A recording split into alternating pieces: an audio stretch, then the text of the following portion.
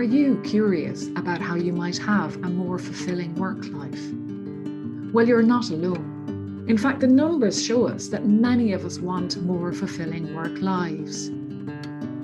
I'm Susan Ní Creadán, your host, and as a finance director, ops director and leadership coach who has lived and worked in many countries, I've met people who love what they do and people who don't.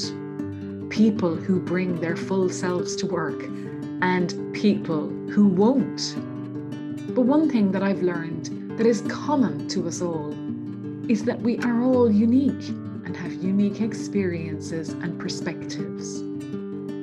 So join me and my guests as we place a lens on the people side of work life and explore ways to let your uniqueness shine through by sharing insights, stories, strategies and techniques to inspire your work life.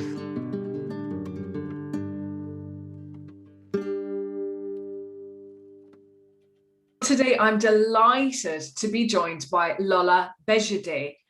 Lola, welcome to Life Beyond the Numbers. Thank you, Susan, for having me. Totally thrilled to be here. Great. So Lola, I read that when you entered corporate life, you felt like you were living in fantasy land. Now, I think this is something that a lot of people find, but maybe talk me through where exactly is fantasy land? Okay, so fantasy land for me was I finished my degree, got a relatively decent grade. Okay, got the degree, got a decent grade, found myself to be, smart, almost above the average, could I say. So what am I looking for? I thought, I'm looking for high salary, executive position, maybe like a managerial role. And I was like, yeah, okay, that's what I'm going to go for. So I was applying for all these roles, and it's very common practice, even particularly entry-level talent, you need 5 years experience. Well, I've just graduated, so how do you expect me to get that? So I was very much, I've worked here, I've worked then. In the interview, I'll just shine. So obviously I'm going to get the job.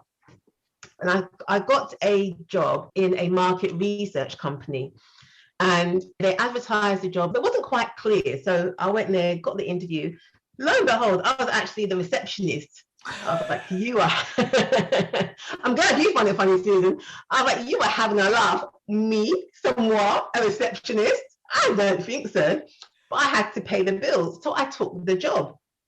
I think it was, receptionist stroke project manager assistant, but it was basically a receptionist. So there I was, sitting in reception, miserable as hell, thinking, how dare you people place me as a receptionist? I'm supposed to be the junior project manager, your next best thing.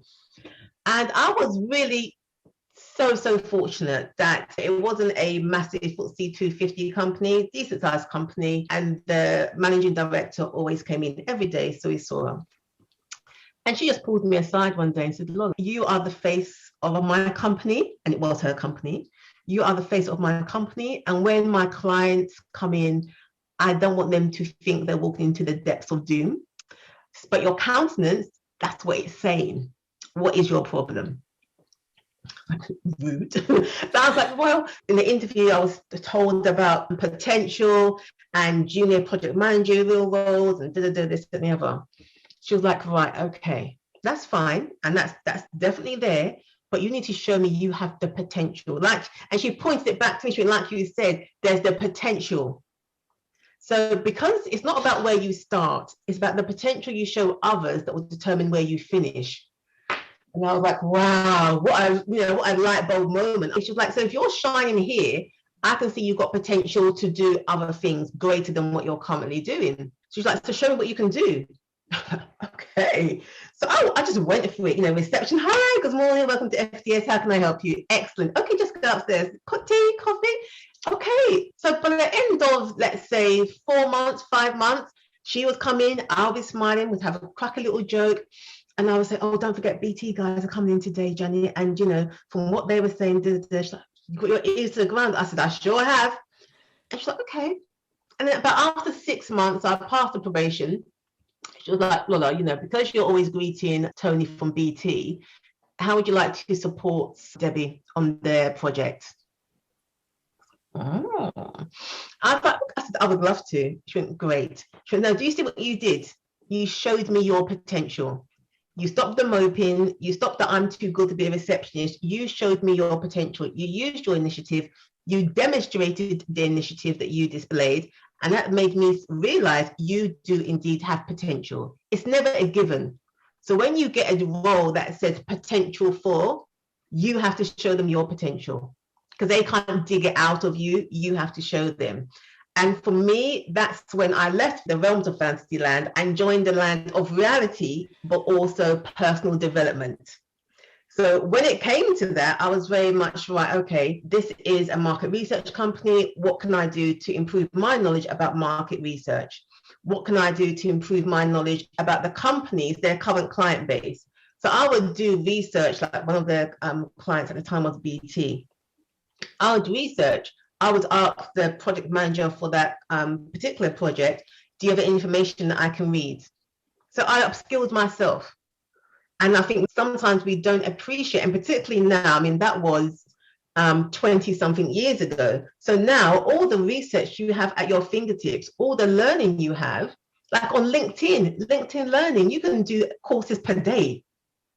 Yeah, there are so many things you can do. And I think it's important when you're about to enter into the corporate space, be realistic. Manage your own expectations. Don't get deluded. That's fantastic, Lola, and a great lesson. I mean, you really learned a lesson there. Oh, yeah. And graduates aren't prepared to enter the workplace. And like you say, how can they manage expectations in one way if no one's told them what they're going to be like? And perhaps they've been a big cheese and done really well. And I have inverted commas going on there, but, you know, they've been top of their class. And so they expect to have that when they go to work. Yeah. I would definitely say that when you do, particularly entry talent, when graduates do leave, it is very much, if they have been, like you rightly said, top of their class, they've gone to a Russell group, they've got a first, they've got a 2-1, they're not quite aware. And that preparation beforehand, I don't think enough is being done to literally bridge that gap. But it's a sense of, yes, academically, you're brilliant.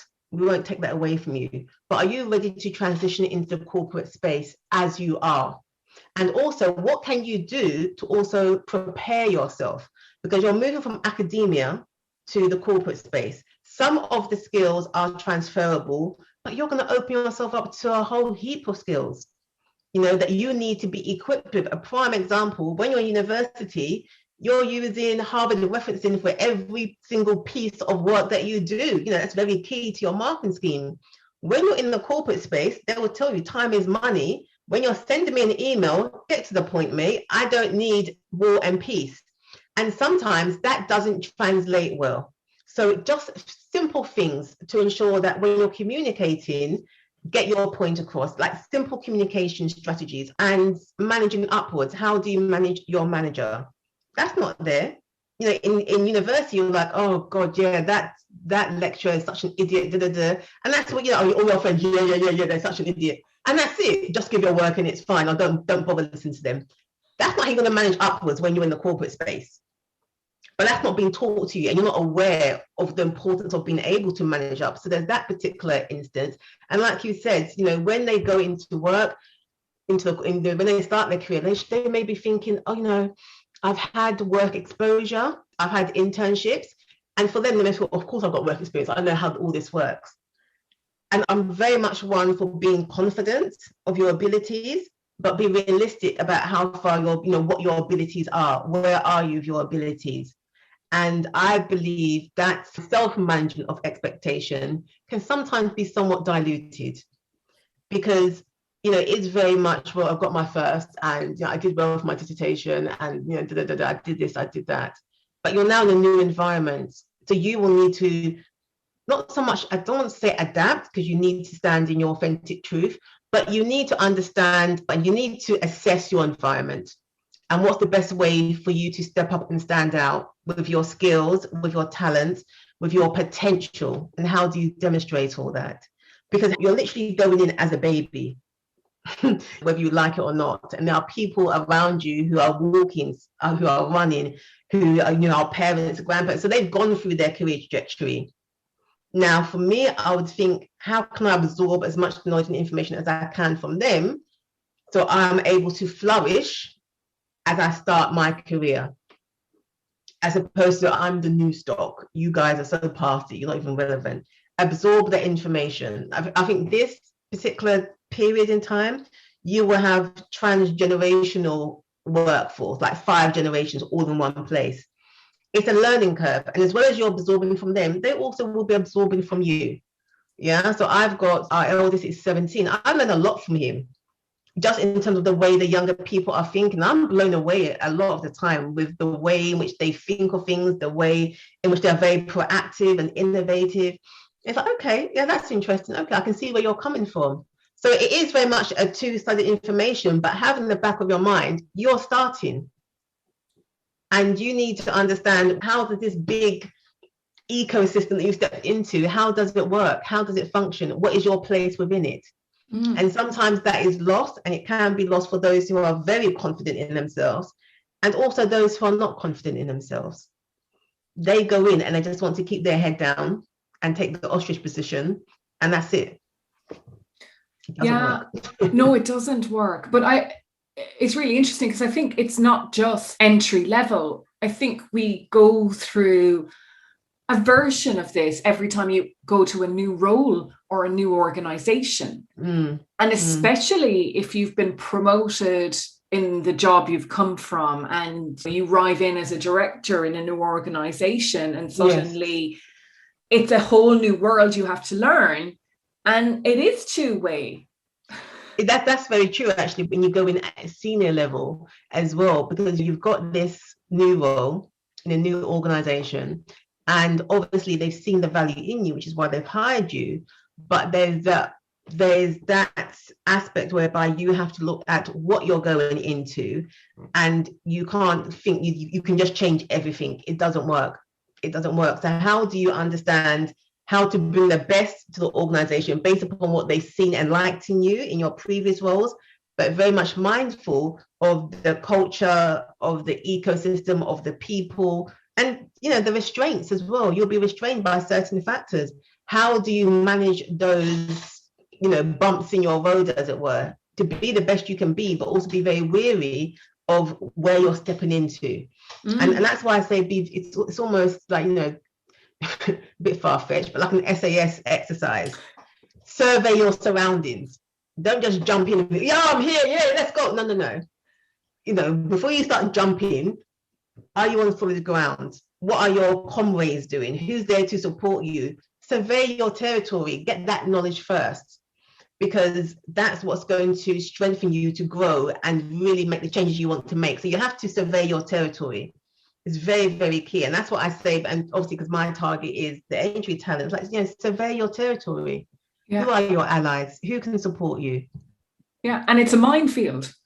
Yes, it is a minefield. You have people been dodging bombs on that minefield for years. They will let you know. And that's really crucial when you do step into a new role as an entry talent, because you're not aware of all these minefields, be it office politics, be it, the values that are there. You're so oblivious to them. And you're just, plop, plop, plop, plop, psh, oh my gosh, I didn't see that coming. Meanwhile, someone could have been there to say, no, I can just tell you now, these are the things we've been battling with for how long, but this is what we're working on. So just be careful in this area. Navigating is definitely a skill. Yeah. What comes to mind is disengagement, or a lack of engagement. And I always thought you would be working for quite a while before you got fed up with work. But actually, you can become disengaged really early on in your career if there's a mismatch. Yeah. In expectations. I think people don't realize, for example, in terms of attrition, entry-level talent is quite high. Because like we've just discussed, there's this mismanagement of expectations. So they expect one thing and they're not getting it. Like, you know what, I'm going to go somewhere else. And when you're, Generation Z, you can call them the insta culture. So everything is instant, but it's also a case of they are very confident and they can recognize where they feel they're not getting all the feels, as it were, and they start looking. I think this generation are more aware of the aspect of opportunities and options than others. They very much, what else is out there? I'm not getting this. This is not me. This is not me. What else is out there? So in terms of that aspect, it is very much, well, what are organizations doing to ensure they don't get disengaged from, not from the get-go, but keeping them engaged? And what does that look like? It will look different for different organizations. But that piece of work is crucial to building your talent pipeline, because you've got these people in, these young, innovative talent, you've seen their potential, you want them in your organization, but what are you doing to engage and retain them? That's a lot of wastage of both talent and financial resource. So is there a timeline, Lola, between, you talked about instant, so the Insta generation. Is it advisable for new starters in anything, and whether it's new entrants or a new job, to give it so many months? Is there a timeline? But also for employers, there's a huge cost involved in recruitment and training somebody up to do the job. So it seems like the only thing you can do is to keep investing, to keep people, because otherwise you have to start that whole investment again. Exactly. In relation to the timeline, and this is where, as an employee, the pre-work you do, which is what we would say is the value alignment piece, is crucial. Because if you understand your values first, so you are aware what your values are, and when you're looking for a organization, you can see whether your values would align to that organization or not. And if you haven't done that, then you're literally joining an organization where you will have a value disalignment, and no matter how they try and engage you, it's just not going to work. So that value alignment piece is crucial. People are like, oh, well, you can just adapt. And I was like, well, no, I've had clients career coaching clients who are like, I don't understand, Lola, I'm just not enjoying this job. I'm like, okay, well, have you done the values exercise? No. Okay, let's do the value exercise. Okay, and this is just an example, So the values are compassion, empathy, empowerment, and let's say freedom. And they then go and work for payday loan organization. I'm just not enjoying it. Okay, these are your values. What are their values? Can you see the disalignment there? So that's why you're not enjoying it. You're literally trying to push a round peg through a square hole. So that's the first thing you need to do. Ensure you've got your value alignment is there. The second thing, again, is, are you making the most? Are you doing everything that you can do to ensure that you are engaged in your role in the organization? Have you joined any networks? Are you upskilling yourself? So if you are, for example, a business analyst and you only know about waterfall, but your organization delivers projects in both waterfall and agile, have you signed up for an agile project, an agile course? Or are you waiting for them to give it to you? Are you leveraging the network that's already in existence within the organization? So before you get totally disengaged, and this is what I say, engagement is a two-way street. The organization has to provide that right structure, but the employer has to drive it as well, has to drive their own vehicle. So the organization will build the bridges, build the hubs, do everything else. But if you're just sitting there, just looking, you yourself are not engaging. So it's very much a two-way street. So look at what you're doing to ensure that you're fully engaged. Are you upskilling yourself? Are you utilizing networks available to you? And once you've done all that and it's still not working for you, you can say you've given it the best shot. Then talk to your line manager. Is there anything they could do to help? If that's not working, like I say, we have options. We are not trees. We can move. Start looking around. Start looking around at what else is out there. You can't waste your life thinking, oh, it's going to get better. It's going to get better. If you've given it everything entirely possible, personally for myself, I would say a year. Give yourself a year to 18 months, and you've given yourself everything entirely possible to give yourself the best opportunity to be engaged, and it's still not working. You have options. You have options. Start looking. The values alignment exercise is a fantastic recommendation for sure. What about from an employer's perspective? Can they also do a values alignment? What I feel a lot of organizations do is they look very much at, obviously, they do the whole CV, they do this, particularly like entry-level talent, they do assessments and they look at individuals, you know, what they're about, and they do like a culture fit. So who's the best culture fit? Hopefully, more organizations are moving away from culture fit to culture add. Because what you get there, you get the alignment. So there is a values alignment, which is what you need. But there also is something else that your future said employee can add. So, you know, everything else is aligned, their values are aligned, but they add something extra. So it's not just, oh, they fit in, that's wonderful. They are an added bonus because they will bring an extra flavor, an extra perspective to your table, which can be very, very beneficial. For organizations, I believe they do assessments via CVs. You know, a lot of organizations now are doing insight days. And then if you do well, you do the summer internships. They keep a steady track of who comes in pre-employment, as it were, pre-full-time employment. And that's how they assess in terms of value alignment, who's an ideal candidate, and hopefully who's got the extra added that will support our culture and grow our culture as well. Yeah, that culture add piece is really brilliant, because that's your diversity piece as well. Because the fit, you might not get diversity, you may just hire in your image.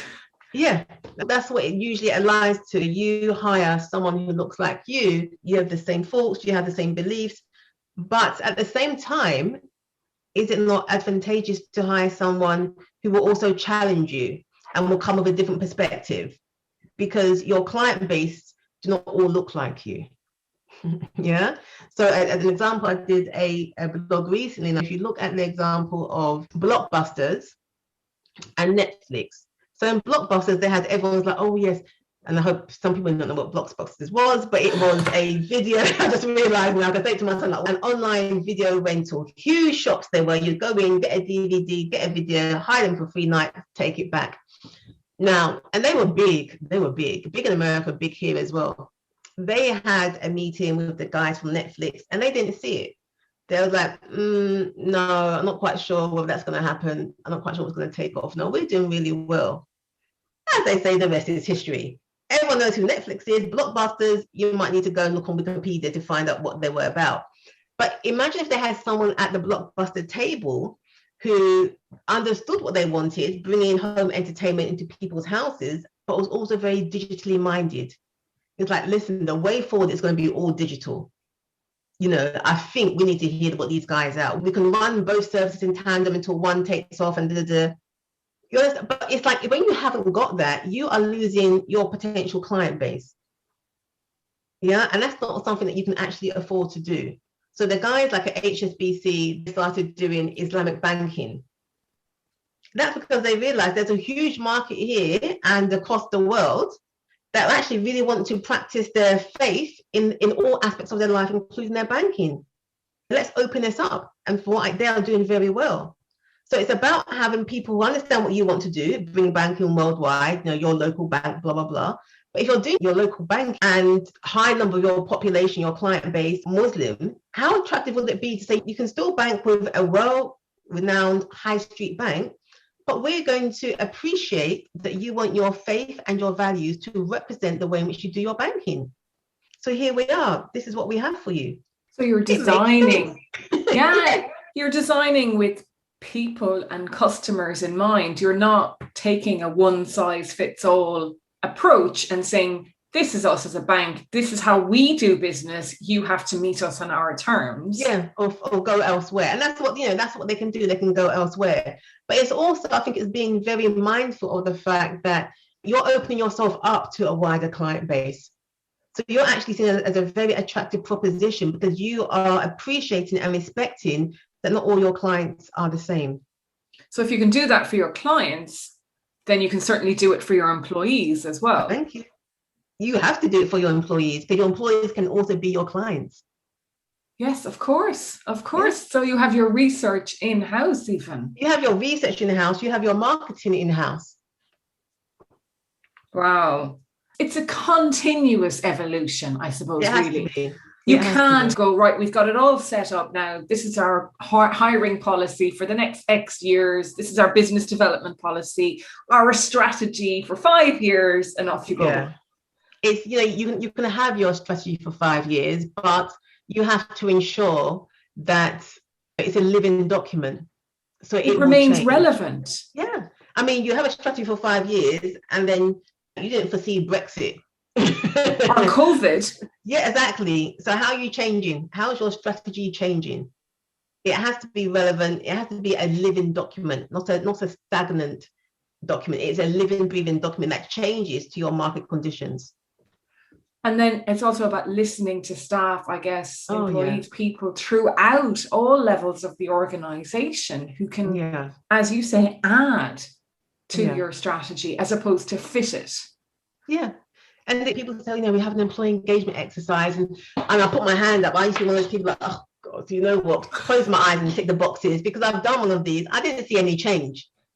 So do all the paperwork, and by all means have your employee engagement surveys done. But what are you doing with the information you get? What are you doing with the data that you have gathered? How are you demonstrating to your employees? We've asked you to do it. We appreciate you've done it. We've listened, and now we want to implement some changes based upon your feedback.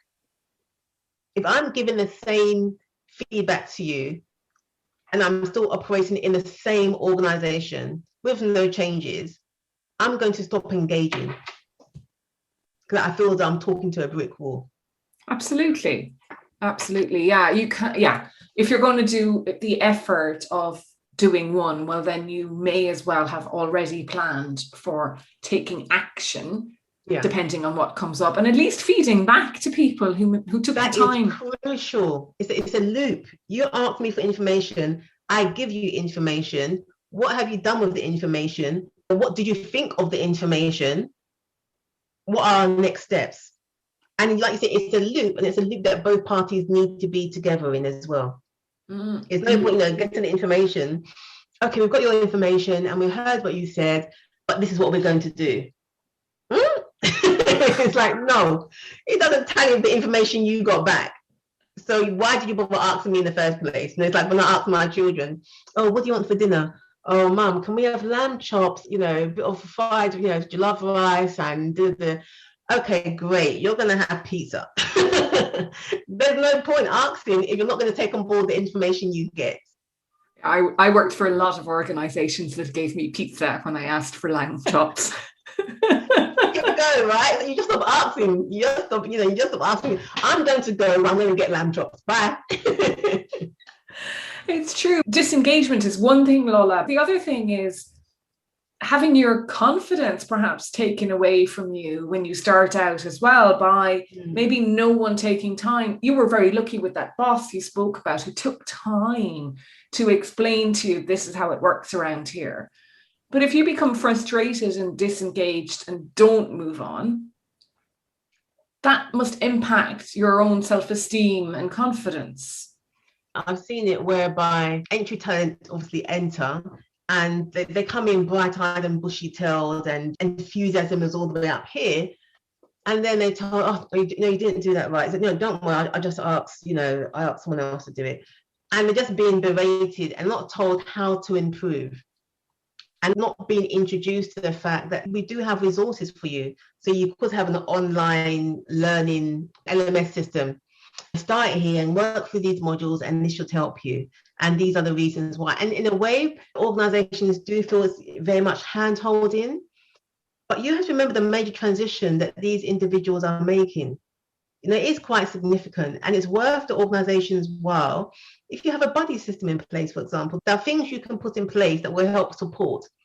And the buddy system, obviously the buddies need to be willing volunteers, but they help and they give that support and they give that encouragement. Create the safe spaces for your entry talent to understand where they can improve, where they are excelling, where they can share their challenges, where they can have someone to help them work through their challenges. Very much self-directional, but having those safe spaces are so important, and constructive and positive safe spaces. So not a space where they all just gang together. Oh my God, it's awful, it's terrible. I know I hate it, you hate it as well. Oh my God, yeah, we all hate it. What are we going to do? It's not about that. Yeah, it's a place whereby, what are your challenges? Well, my presentations, right, okay. Have you tried this? There's a module that you can do on the LMS that may help you. We can do some mock presentations. I can give you feedback. It's a very much positive, constructive, and progressive safe space. And if you are actually equipping and empowering your entry talent to grow and to develop and flourish, because when they lose their confidence, guess what? They start to stop giving you their best. They're more cautious about not failing than giving you their all. They don't want to make mistakes. Yeah, so they won't. So they're not learning. Risks. Yeah, exactly. They're not learning. They're not growing. So unless you want someone who's really just an A star at photocopying, scanning, being your scribe in meetings, and that's it. That's what happens. That can be the end result, because they feel too maybe insecure, they feel too scared, they feel like they're not capable to take that next step and say, well, actually, I want to lead this project. Actually, I want to deliver the presentation, because they haven't got that confidence to do that. You stop hearing their voice. And the reason why you brought them in the first place, because you wanted to hear their voice, you wanted to get their ideas. They close up. They literally become like clams, and they close up. And then at the end of the day, they may just stay and think, you know what, it's going to be like this in any organization, so I'll just stay here and adopt the ostrich position, or they will leave. Either way, the organization is not winning if that's the end result. Oh, that's fascinating, because there's so many thoughts going off. One thing is they're the leaders of the future. Yeah. So if they do stay in your organization, there's a loop, because they'll also not be getting the best out of the people you hire in. Definitely. Further along, and it'll keep going, and that's where you get your toxic management from, I guess, and toxic leadership. And maybe that's the end of my loop, actually. There were other thoughts going off, but that's a key one, I think, because it's a cycle of bad management. And the thing for me in that particular loop is you get the same people moving up to managerial levels, and then you obviously miss out on the diversity aspect, and you're not realizing you're missing out on a whole breadth of talent simply because they have not been nurtured, or they haven't been equipped or empowered. And it's very much that case of not one size fits all. So when you onboard, particularly entry talent, I find when you onboard entry talent, you have to ensure that the support that you do have in place is appropriate for all of your entry talent. Because in so doing, what you're enabling is equitable opportunities to take place. So if you are just providing support for your first class Russell Group candidates who've had that work exposure, who have a high degree of social capital, and you know how to present, you know how to network, you know how to do A, B, and C, if that's the only demographic you're providing support to as entry talent, you're leaving a whole swathe of people behind. So how will you grow an organic, diverse talent pipeline? You won't. And that's why it's important when you look at your cohort, the cohort of entry talent you have taken on board, understand who they are. It's not entry talent, hello. No, what is the breakup of your entry talent? If you have entry talent from socio-economically challenging background, what have you got to support them? If you have entry talent from a ethnically diverse community where there's not a high representation in your organization, what are you doing to support them? And there's nothing wrong, I find, as an organization to say, in terms of diversity, we are not where we want to be by any stretch of the imagination, but we are trying as much as possible to get to where we want to be. And this is where we want to be. And being honest, there's nothing wrong in that. Because you're being open and honest and transparent. There's no point saying, oh, we're such a diverse organization and here's our board members. And you're thinking, right, okay, well, no one looks like me there. And you're just trying to gloss over it. It's the elephant in the room. Be honest and open and state it. If you're saying, no, we believe so much in gender equality, Again, your boardroom. Interesting. Be open and honest. I remember when I was at Barclays and Anthony Jenkins was the CEO at the time. And he was, I'd give it up to him in terms of a leader. He said he was having a conversation with his daughter. And he said, oh, well, yes, we've got gender targets, particularly for the board. We want a 50% increase by da-da-da. I think his daughter said to him, Dad, how many people on your board? And he was like, X amount, let's say 10 or whatever. Right, okay. So 50% increase, you've got 1 at the moment. So your target is 2. Maybe we need to, we need to up the ante here. You look at it in a way that makes sense. Yeah. So when you're just looking at your entry-level talent, what are you doing to ensure that everyone has access to equitable opportunities? And that starts with how you are engaging with them and how you are equipping and empowering them. Because most definitely it's not a one-size-fits-all. No, and it's understanding what your numbers actually mean as well, because statistics are great at throwing people off the scent. You often have to go beyond those numbers. Yeah, literally beyond the numbers. That's exactly what it is about, Susan, beyond the numbers. And the other thing that actually came up when in my firing thoughts earlier on, and that you've covered nicely here as well, I think is there a blaming the recruit? So if you've hired someone for potential and they're not living up to your expectations, rather than trying to find out what's going on for them, you just think, oh, well, they're not up to the job. Yeah. It's a case of, well, clearly this is not for you, do this and the other. And I personally believe that sits with both the employee and the employer. Yeah. So if someone is not performing, give them the information they're not performing and also what they can do to perform. I say feedback is your self-development gold dust. Take it, use it. How are you going to use it to shine? Because they're telling you things that are either working or not working. If they're not working, you need to find out how you can make them work. So in that particular space, if someone is not performing, understand why they are not performing. What is it? Like I said, I was so fortunate in that first role. I was given gold dust beyond belief that helped me really just step up my game and understand what I needed to do, move me from fantasy land to reality land. Not everyone does that. And that's why I think it's important for entry talent in particular, because, I believe if you start strong, you're only going to get stronger. It's when you start, and particularly when it comes to reviews, they think it's a monologue situation. They're just sitting there listening like, No, it's a dialogue. What have you got to contribute? What questions are you asking? What proof are you going in there with to evidence that you are providing value to the organization? As an employee, you have to do everything possible to equip yourself and set yourself up for success. Your success is a win-win situation for both you and the organization. There's no doubt about that. But you also have to take ownership and responsibility for your contribution to where you're placed in an organization. And I say you are the architect of your career.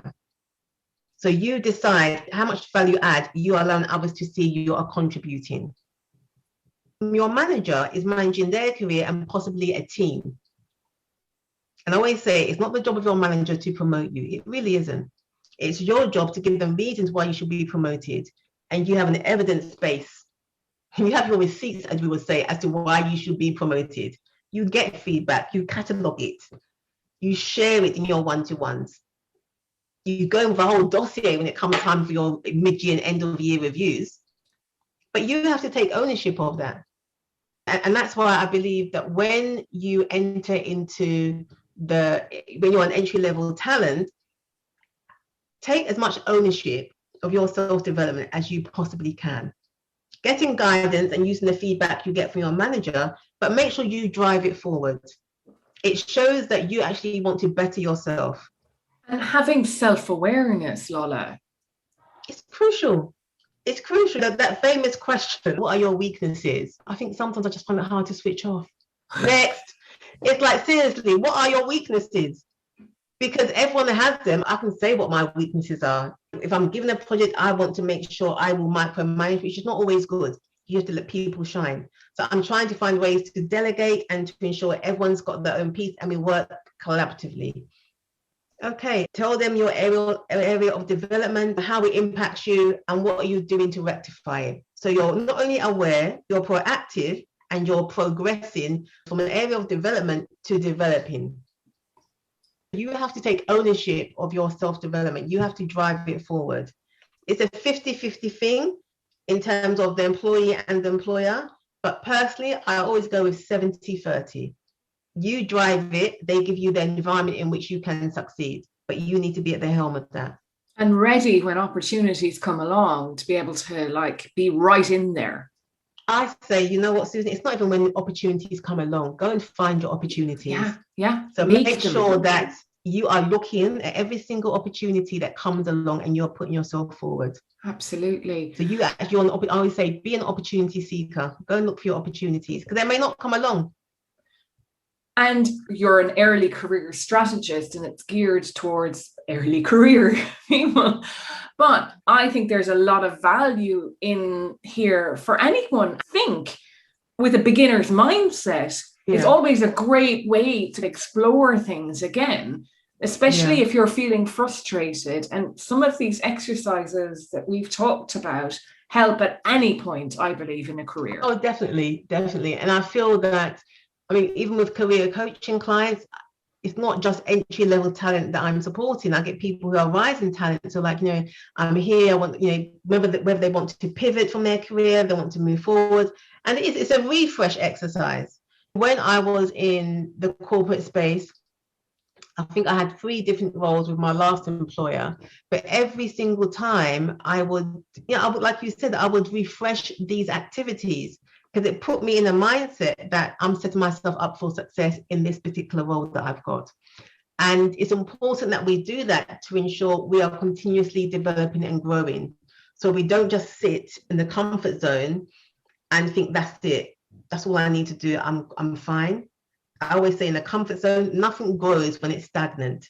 The only thing that grows when it's stagnant is mold. You need to move outside of that comfort zone into your growth zone. And these little exercises help to trigger that movement. Because you're thinking, oh my gosh, I'm not doing anything. I don't even know when the last piece of self-development I did for myself was. What do I need to do? I need to get feedback. Then you start gearing up, right? I'm moving back into my growth zone mode. Yeah, and even rechecking yourself. Rechecking value alignment is still there as well. It's important, even if you've moved within your organization, so you've done an internal movement, you've got your corporate culture, then you have your departmental culture. So you could move from one department to another, and you will find the culture is very different and the values are different. So because you thrived in one department, it doesn't mean you're going to thrive in another. So in that space, I always say, do your homework when you're doing internal moves. Departments have different cultures. So assess whether or not you're going to thrive in that new department. It may have a different culture set to the one that you're coming from. And if you don't, if there's no alignment there, possibly look elsewhere. Because you may get really frustrated with that. Also, you can ask internally and say, look, perhaps we've made an error here. We moved too fast or something. Yeah, you don't always have to jump outside, I guess. No, exactly. There is always room for internal movement. And you have that relationship. And that's why like internal networks are crucial because you get all this information handed to you on the plate. But networking in general, I think is so underestimated. So underestimated. And now we have virtual networking. It's the best thing ever, as far as I'm concerned. I do miss my face-to-face networking events, but virtual network, you're a global networker now. That's what the doors of opportunity have opened up to you. It's for you to take advantage of that. Brilliant. Yeah. And I remember somebody said, with networking and your network, it's not just about who you know. It's who knows you and what they think of you. And I think that's a fantastic piece of advice. Yes. I always say to people, if I'm talking to them about brand, what is your brand? I say the best thing to identify your brand is what people say about you when you're out of the room and how people describe you. People say, oh, but how do you know what people say to you when you're out of the room? You say, okay, I'm not asking you to go and plant microphones or anything. But generally, when people engage with you the next time, it's whether or not they've received you well the first time they've met you. And other people who know you within the same network. You can get a feel, quite honestly, as to how people receive you. And that's how you understand whether or not the way you see yourself is the way other people see yourself. I say it's about perception, and perception is reality. So you can say, oh, yes, I'm this, that, and the other. But when someone's describing you, they're saying the complete opposite. You need to go and check your brand, because the perception you're giving out doesn't relay your brand at all. Which brings me to my final question, Lola, which is absolutely, you line that up brilliantly, because you describe yourself as bold. Yes, I do. And that's a great message. I love that word bold, because for me, it conjures up energy and empowerment, and that's you to a T. So tell me, is that what people said about you when you left the room? That's why I just clapped. So when you said energy, when I usually have like my first meeting with someone, they say, oh my God, you're high energy. And when I talk about my workshops, I say they're high energy, and empowering is another word that I use. So it's always music to my ears when that's fed back to me. So I like to say I provide my clients with clarity, confidence, high energy engagement, and for them to step into their greatness. So you're being bold. And when that's ever relayed back to me, so if I'm doing a career coaching session, so I how do you feel at the end? And yeah, clarity. I've got so much clarity now. And I just feel I'm able to step forward and do this. Then I thought, right, excellent. So when you said that, when you said energy, I'm like, yes, I love it. Because that is everything that I try and encapsulate in my deliveries, in my engagements, and everything I do and drive through my business. It's high energy, because I feel it's needed. So many people are so cautious about stepping out and being seen. I just want to keep my head down and do my work. You're not an ostrich. That doesn't help you. That really and truly does not help you. And there's so much inside each of us. And I was saying, step into your greatness. We are the ones that are mostly shackling ourselves from not stepping into our greatness. And yes, we have various restraints, societal imposed barriers, but you don't need to upload those with your own barriers as well. I can walk into an organization and think, right, okay, I probably won't get promoted. I'm female, I'm a Black female. I haven't seen any other Black females in senior manager roles. And what's it doing to my psyche? I'm just like, just get on with your work. Just get on with your work, Lola. It's fine. It is what it is. Well, I could go in there and say, wow, they haven't got any Black females on their board. I need to go and change this. I need to make sure they see me as the person that needs to be at that board table. What am I going to do this? Where they're lacking? What ad am I bringing to their table? What's their ecosystem like? What are they missing? Okay, this is what they're missing. I'm going to put together a proposal. I'm sending it to them. I'm going to present. I'm going to knock their socks off, and we'll see where we go from there. It may well be, they may not say to me, right, Lola, no, you're not ready for promotion. You still have to do ABC. Okay, I'll go back to the drawing board. I do ABC. Am I ready for promotion now? No.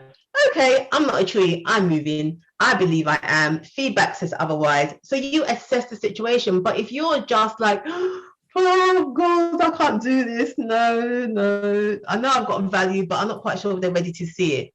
But if you're like, you know what? I've got this. I've invested in myself.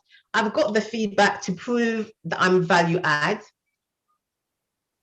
What's stopping you from literally stepping into your greatness? Mm-hmm. I think you're denying yourself, you're selling yourself short, and you're not giving everything you have to your organization. So you're selling the organization short. They're paying you a salary. They want to see your value. Show it to them. Show it to them. They have no fear about what they say is failing. Learn from it. And if you learn from it, it's not a mistake, it's a learning opportunity.